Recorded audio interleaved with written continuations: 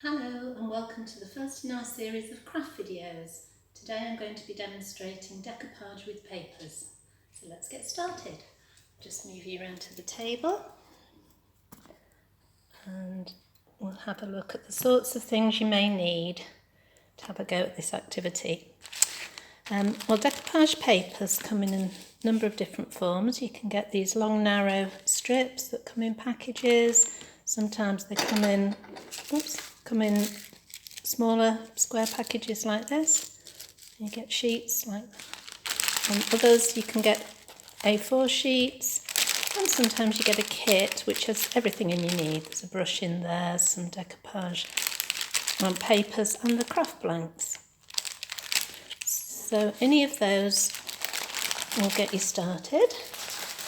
And as you can see, the paper that comes in these kits, you can see it there. It's quite a shiny surface. It's quite thin and sort of tissue paper-ish, but it's also quite durable. The sort of thing you might want to decorate with this, you can buy some craft blanks, as they call them, for decoupage. Things like this that have been cut out of MDF. And that one, see, those are the sort of flat shapes, which is probably best to get you started. And you can get some more interesting shapes. And then as you get the hang of it, you'll find that just about any household object can be decorated in this way.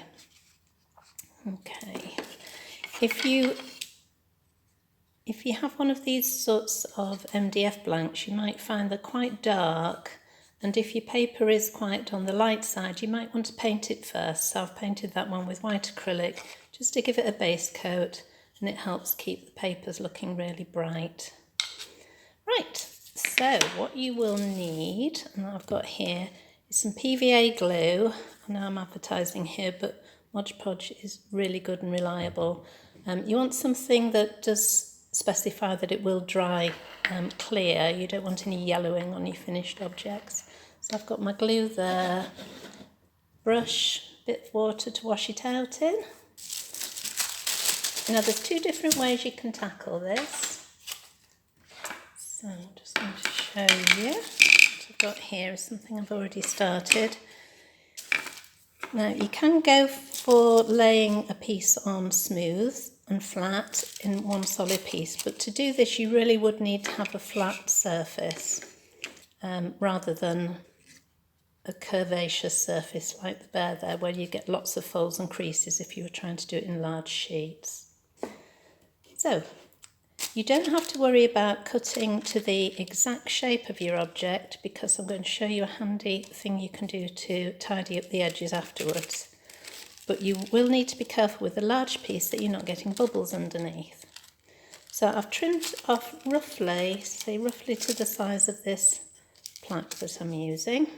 You can see it's not the same size, it does hang over the edges.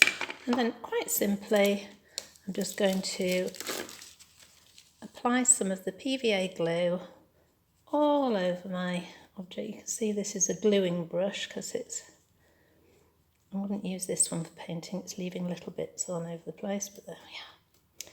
So we get the glue nicely all over that surface. Then the fun part will be to lay this on without getting any bubbles underneath. So if I lay it on gently at the bottom, this is where it's handy when you're not worrying about getting it perfectly to fit. What we're concentrating on at this moment is not getting any bubbles in.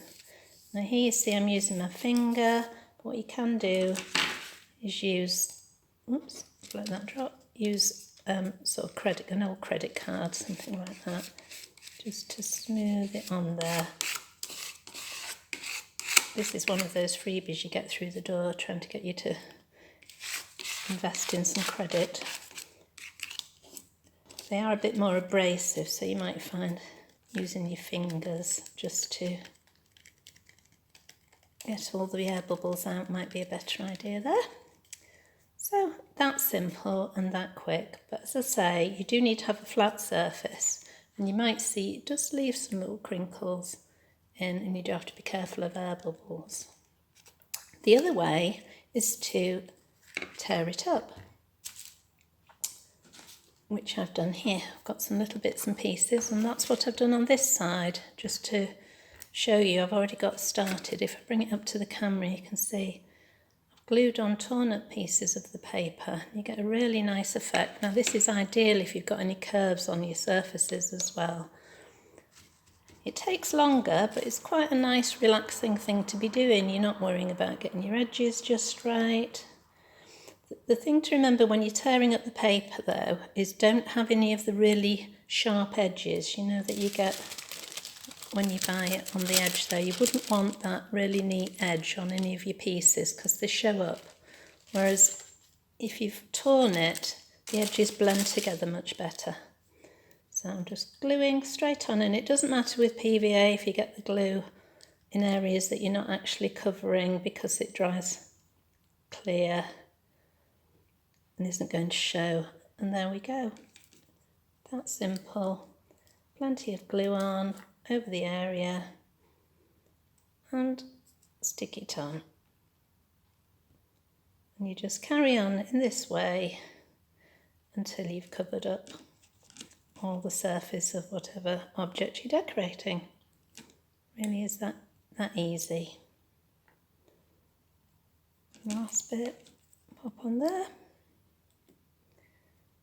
And then what you can do is give the whole thing a coating of PVA afterwards, because like I say, it does provide a good protection and it dries clear. So to demonstrate what you would do with these edges, you know, I said before that I'd got a quick way of getting those off. I've got a piece here, another one, which I started earlier. Once it's dry, like this one is here, you can see I've got this edge hanging off the side there. You just need an emery board, which I've got here, and if you hold it at 45-degree angle, if I turn it, you'll see. So you want 45 degrees, not like that, and you're just moving it down, not up and down, just down across the edge there. And you see the paper just comes away. Don't try and pull at it, just be patient, keep going, and you get a lovely neat edge. You need to do this when it's dry, otherwise you'll find the bits start to get stuck on to the sides of your shape that you've done. But there we are. So if we carried on in that way and completed both sides, obviously this is dry now on this side but not on the other, a nice thing to do with these sorts of plaques is to add an inspiring quote. So this is just something I've printed off the internet, and you just simply glue it on. So I'm going to put some glue on there, or you can glue straight over the object. Stick it on like so. And then when that's dried and finished, I could add some glitter, thread a ribbon through the top of the plaque and have that hanging somewhere to give me a bit of inspiration in my day. Like so. So simple, as you can see, and once you get the hang of it, so many things you can decorate. I'm just going to show you a few now to get you all inspired. So here we have some of the, similar to the one I've just done there, some plaques. These were made into fridge magnets. They've got magnets on the back there. So that was the similar idea to the one that I've just created. But as you get going, you could turn something like this craft blank into a lovely bear. And that's just by tearing up the papers, as I said, and gluing them on. I've added some eyes and a button for a nose there. Simple plant pot. See how effective that's been? It's been given a coat of glossy varnish, really brought it to life. And here we have a bottle. Now this one, you can actually pop lights inside these and they look really effective.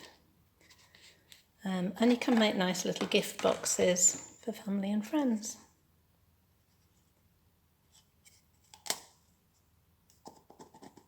Okay, so I hope that's given you some inspiration, and hope you'll join us again for another of our craft videos. Thank you for watching. Bye.